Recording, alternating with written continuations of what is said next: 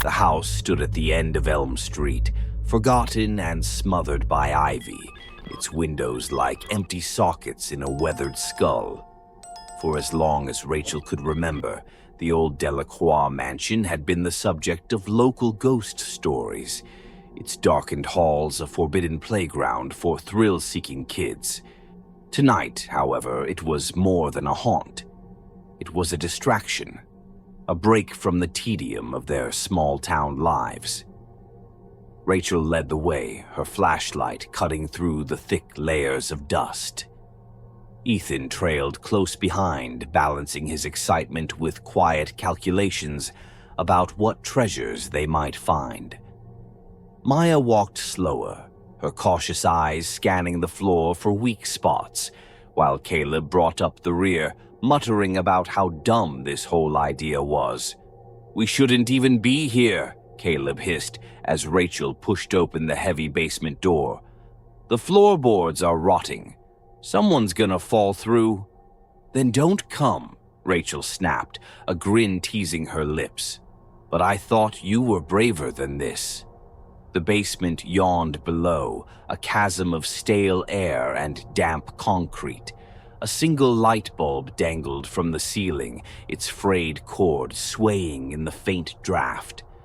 Rachel descended first, her flashlight catching glimpses of cobwebs and the skeletal remains of forgotten furniture. "Okay, this is creepy," Maya admitted, hugging her arms. "Are we sure we're not gonna wake up a horde of rats?" "I'd take rats over ghosts," Caleb muttered, earning a glare from Rachel.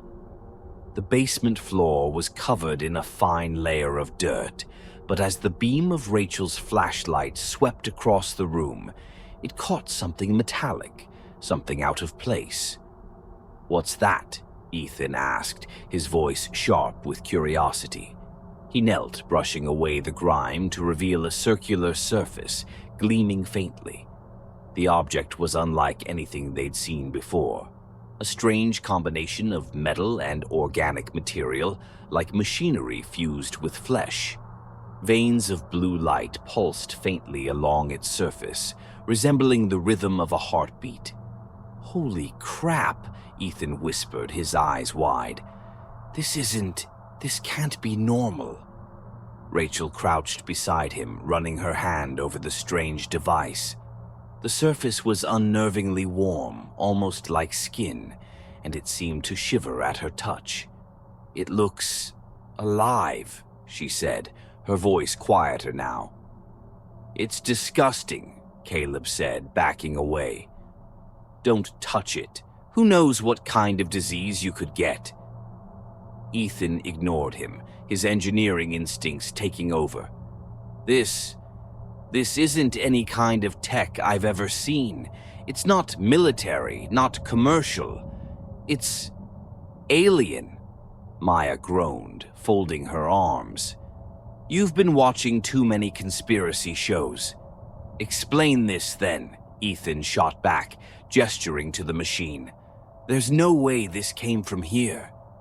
As they argued, Rachel's fingers found a small groove in the surface, a hidden latch. Before she could second-guess herself, she pressed it.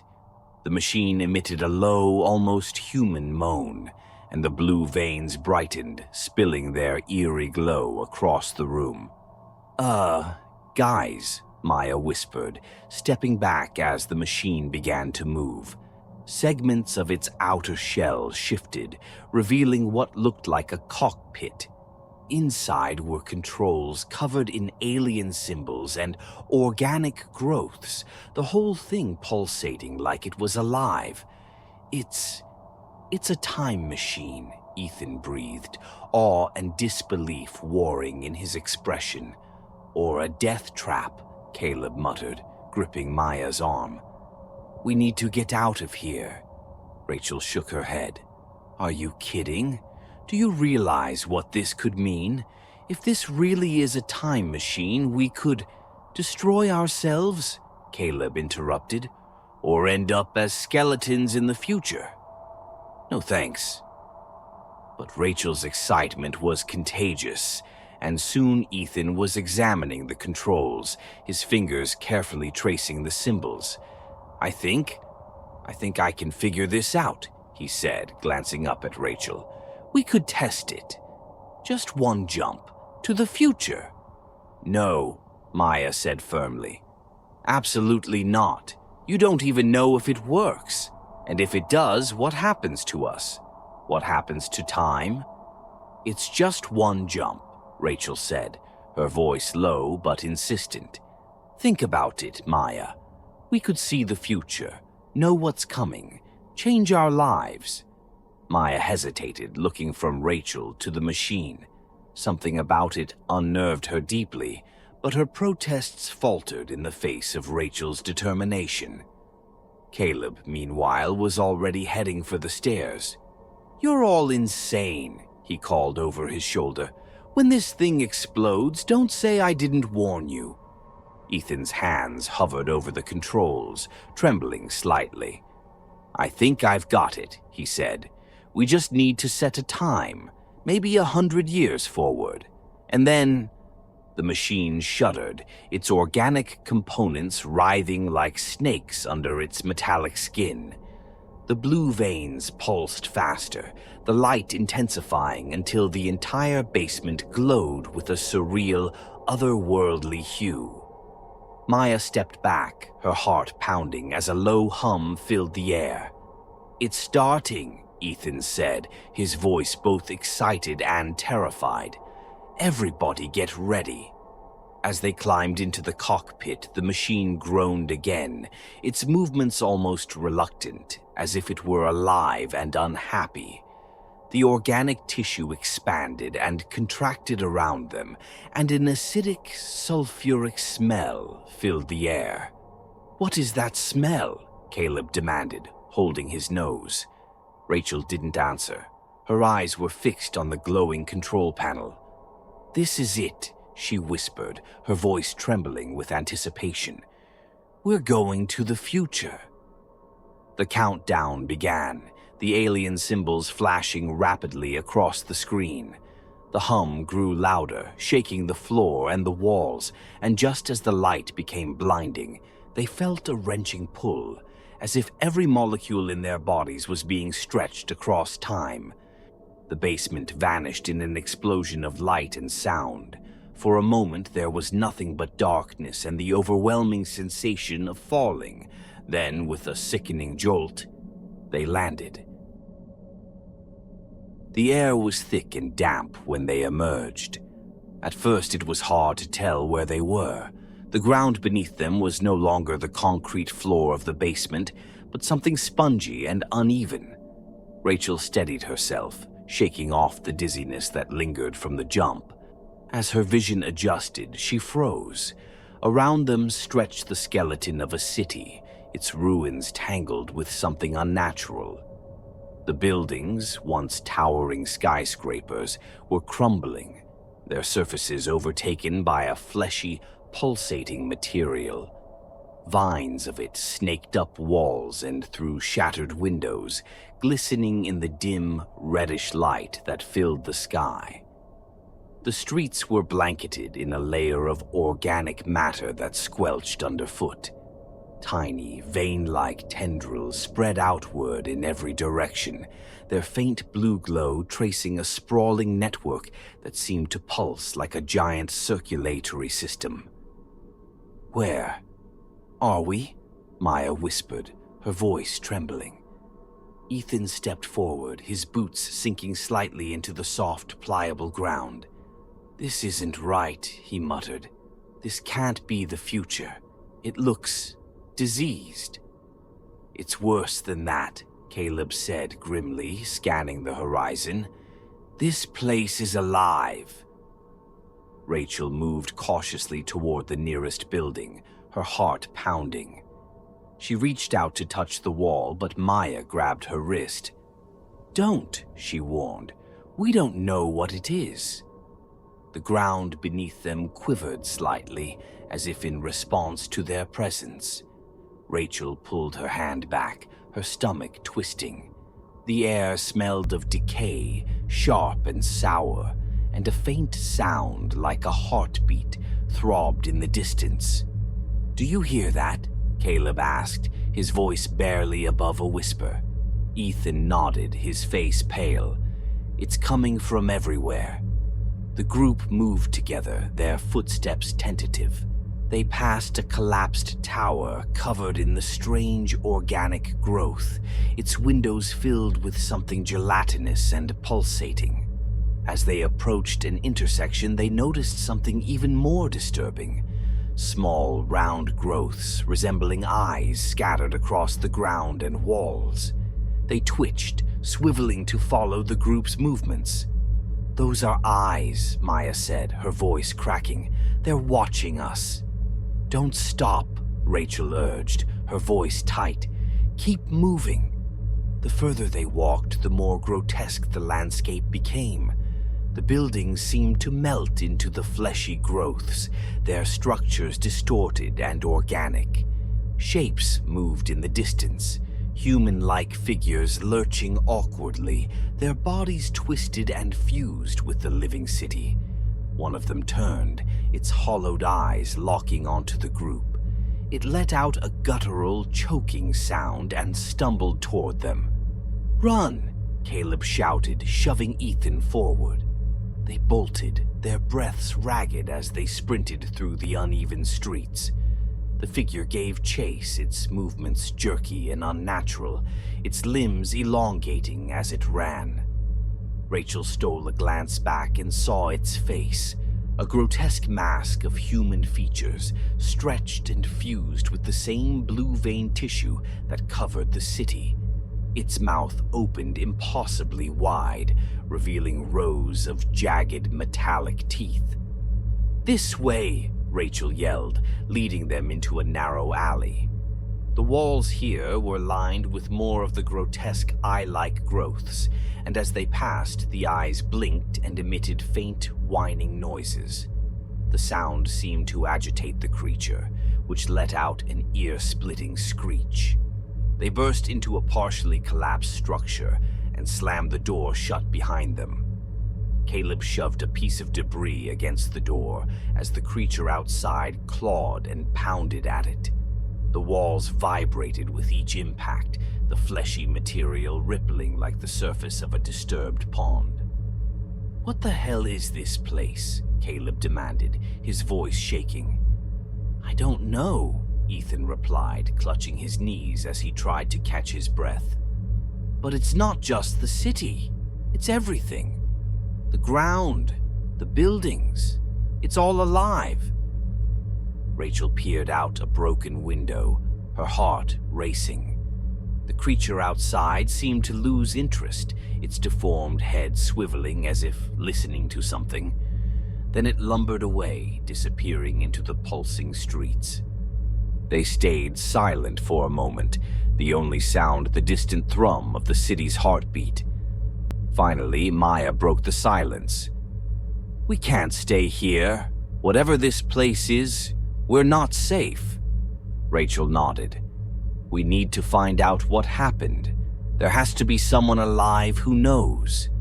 Ethan hesitated, then gestured toward a faint glow in the distance. "Look," he said. "There's light over there. It might be a safe zone." Maya frowned. "Or it might be a trap." "Do we have a better option?" Caleb asked. No one did.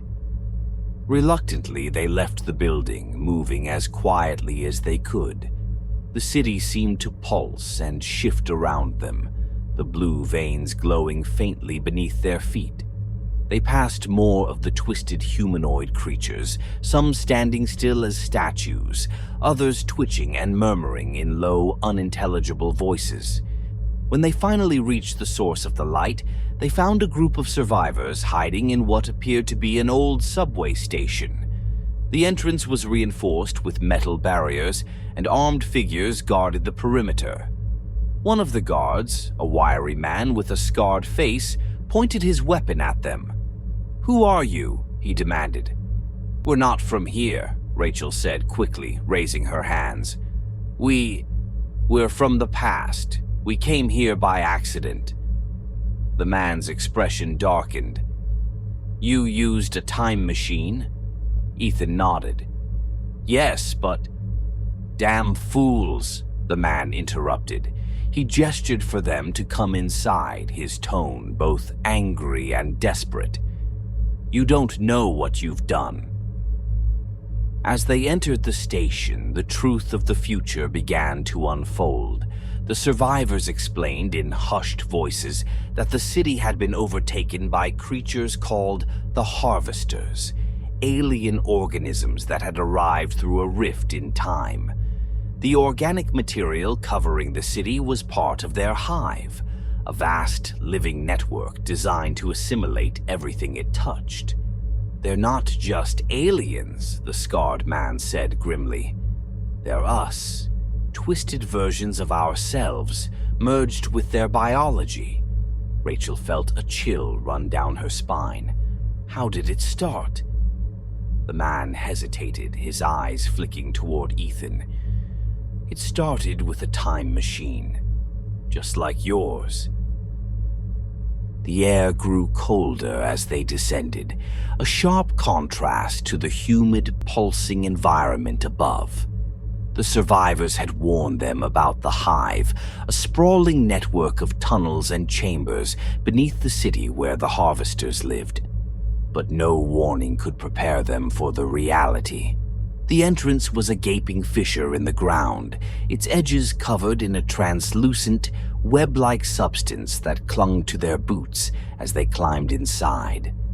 The walls of the tunnel were lined with the same fleshy material that coated the city above, but down here it was denser, wetter, and more alive. Veins of blue light pulsed faintly in the darkness, giving the tunnel a sickly glow. Every sound, every step, every breath echoed, as if the Hive itself was listening. Rachel led the way, clutching the small, jury-rigged explosive they'd salvaged from the survivors. Behind her, Ethan carried the modified time machine core, its faint hum unnerving in the oppressive silence. Maya held a makeshift scalpel, her knuckles white, while Caleb kept his weapon, a rusted crowbar, at the ready. None of them felt prepared, but they had no choice. "This place, it's like a living thing," Maya whispered, her voice trembling. "I can feel it breathing." "Keep your voice down," Caleb hissed, scanning the tunnel behind them. "We don't know what's down here." As they ventured deeper, the tunnel widened into a cavern. The floor was slick with a viscous fluid that glowed faintly, and clusters of bulbous growths clung to the walls and ceiling. The growths twitched occasionally, oozing streams of bluish liquid that pooled on the ground. Rachel gagged as the stench of decay and acid hit her nose. "Don't touch anything," Ethan warned, his voice low. "We don't know what triggers them." Rachel nodded, but her gaze lingered on the growths. Within the translucent sacs, she could see shapes, half-formed bodies, human-like but grotesquely twisted. Their limbs were elongated, their faces stretched into expressions of frozen agony.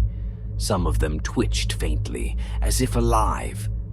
Maya leaned closer to one of the sacs, her curiosity getting the better of her. "They're still moving," she whispered, horrified. "Oh my God, they're—" A sudden screech echoed through the cavern, cutting her off. The group froze as the sound grew louder, accompanied by a wet, slithering noise. Rachel turned toward the source, her flashlight trembling in her hand. From the darkness emerged a harvester. It was larger than the ones they had seen above, its body a grotesque fusion of organic tissue and metallic appendages. Its elongated arms ended in jagged claws, and its face, if it could be called that, was a nightmare of fused human and alien features. Its eyes glowed faintly, locking onto the group as it let out another ear-splitting screech. "Run!" Caleb shouted, swinging his crowbar as the creature lunged.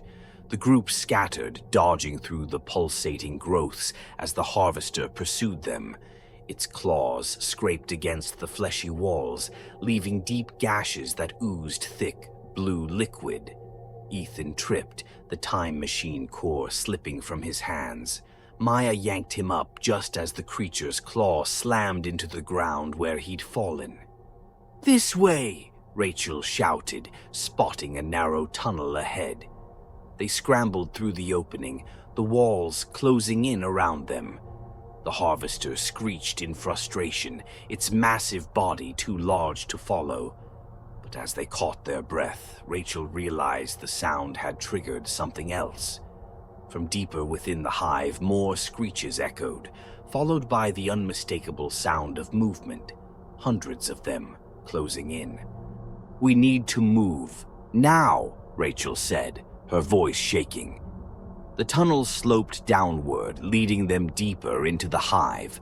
The air grew thicker, almost choking, and the walls pulsed faster, as if in response to their presence. The blue veins beneath the surface glowed brighter, illuminating their path in an eerie light. Finally, the tunnel opened into a massive chamber. At the center of the room was the hive's core, a grotesque pulsating mass of flesh and machinery. Its surface was covered in thousands of eyes, each one swiveling to watch the group as they entered. From its base, tendrils extended outward, connecting to the walls, ceiling, and floor. The entire hive was alive, and this was its heart. Ethan hesitated, staring at the core. "This is it," he said, his voice barely audible. "This is where it all started." "What do you mean?" Rachel asked, her heart pounding. Ethan swallowed hard, his gaze fixed on the core. "The survivors said the harvesters came through a rift in time. That's not the whole story. This is the rift. This is the time machine." Maya's eyes widened. "What? Are you saying it's part of it?" Ethan interrupted. "Somehow the machine fused with whatever these things are. It created this." Rachel tightened her grip on the explosive. "Then we destroy it. We end this." Ethan hesitated. "If we destroy it, it might collapse the timeline. We could be stuck here, or worse." "We don't have a choice," Caleb said, stepping forward. "If we don't stop it, they'll spread. They'll take everything." As they approached the core, the tendrils began to writhe, sensing their intent. The ground beneath them quaked, and from the walls, harvesters began to emerge. Dozens of them, their grotesque forms illuminated by the blue glow. "Rachel, hurry!" Maya shouted, slashing at a tendril with her scalpel as it lunged toward her. Rachel sprinted to the core, her hands trembling as she armed the explosive. The hive seemed to scream, a deafening sound that reverberated through the chamber. The eyes on the core blinked rapidly, their movements frantic. "I've got it!" Rachel yelled, slamming the explosive into a crevice. The timer began to count down, its beeping barely audible over the chaos. "Now what?" Caleb shouted, swinging his crowbar at an advancing harvester. "Run!" Rachel screamed, turning toward the tunnel.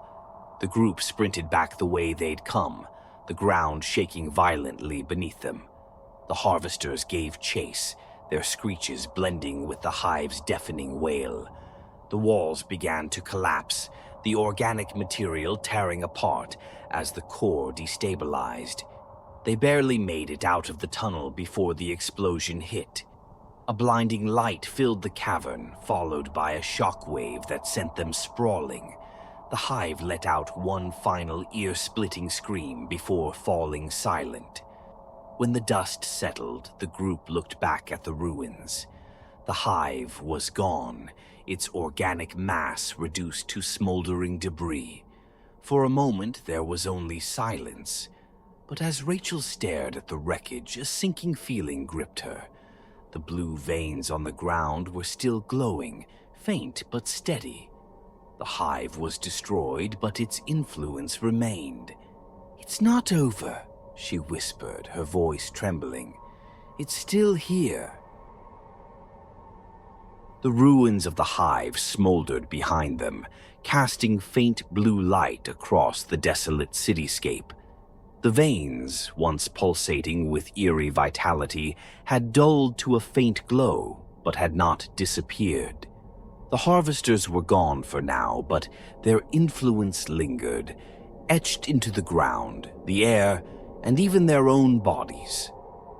Rachel stared at the modified time machine core in Ethan's trembling hands. Its surface, a twisted amalgamation of metal and flesh, still hummed faintly, as if resisting their touch. They had escaped the hive, but the realization that they had only delayed the inevitable weighed heavily on all of them. "We didn't destroy it," Caleb muttered, his voice hoarse. "We barely even slowed it down." Rachel shook her head, her jaw clenched. "Number, we did something. The hive is gone. For now," Ethan said quietly, not meeting her gaze. He wiped his forehead with a trembling hand. "But it's only a matter of time before it starts again. The veins, they're still alive. We didn't stop it at the source." Silence fell over the group, broken only by the faint crackle of distant fires. Maya knelt, bandaging a gash on Caleb's leg, her hands shaking. "Then we go back," she said, her voice tight. "We find the source, the original moment when this nightmare began, and we end it for good." Ethan looked up sharply. "You're talking about another jump. You saw what happened the first time. The machine isn't stable. It's barely holding together. If we use it again..." "We don't have a choice," Rachel said, cutting him off. Her voice carried a finality that made them all fall silent. "This is our fault. We came here. We activated this thing. Whatever happens next, we owe it to every person who's been twisted, consumed, and lost to finish what we started." Ethan's protest died on his lips as he looked at her. Rachel's face was pale and streaked with dirt, her eyes hollow but resolute. She was right. They all knew it. The group moved with grim determination, retracing their steps to the survivors' underground hideout. The city felt even more hostile now, the silence oppressive, the shadows deeper. The blue veins seemed to shift beneath their feet, guiding them, or perhaps pulling them, toward the remnants of the time machine they had used to come here. When they arrived, the machine was still there, its organic components twitching faintly, as if alive but injured. Ethan began working immediately, his hands moving with practiced precision despite his exhaustion. Rachel stood over him, her arms crossed, as Maya and Caleb kept watch. "How far back are we going?" Ethan asked, his voice tight. "A century? To the moment this all started?" Rachel hesitated. "Farther. We need to find the original point of contact. The first moment the harvesters entered our world." Ethan stopped, his hands hovering over the controls. "You're asking me to take this thing farther than it's ever gone. There's no telling what'll happen." "We know what happens if we don't," Rachel said, her voice cold and firm. "Just do it." Ethan nodded reluctantly and continued his work. The machine groaned as it powered up, the veins running through it glowing brighter. The ground beneath it trembled, as if the very fabric of time was protesting their plan. As the machine began to stabilize, Caleb spoke, his voice low. "One of us has to stay, don't we? To keep it running." The words hung in the air, heavy and unspoken until now. They all knew it was true. The machine required manual input to stabilize the jump, and once it activated, there would be no time to escape. Rachel stepped forward without hesitation. "I'll do it." "No." Caleb's voice was sharp, almost angry. "You're not." "This was my idea," Rachel said, her tone brooking no argument. "I pushed us to use the machine. I dragged all of you into this. If anyone stays, it's me." Maya's eyes filled with tears, but she didn't argue. She knew Rachel too well. Ethan stared at her, his face pale. "There's no coming back," he said softly. "You know that, right?" Rachel nodded, her expression steady despite the fear gnawing at her. "I know." She turned to Caleb, who looked ready to argue again. Instead, he grabbed her by the shoulders and pulled her into a tight hug. "You better fix this," he muttered, his voice cracking. "You fix it, and you better make it worth it." Rachel nodded, her throat too tight to speak. Maya hugged her next, tears streaming down her face, followed by Ethan, who lingered for a moment, his hands shaking as he pulled away. The machine roared to life, its organic veins flaring with blinding blue light. Ethan climbed into the cockpit, followed by Maya and Caleb. Rachel stood by the controls, her hands steady despite the chaos around her. "Are you ready?"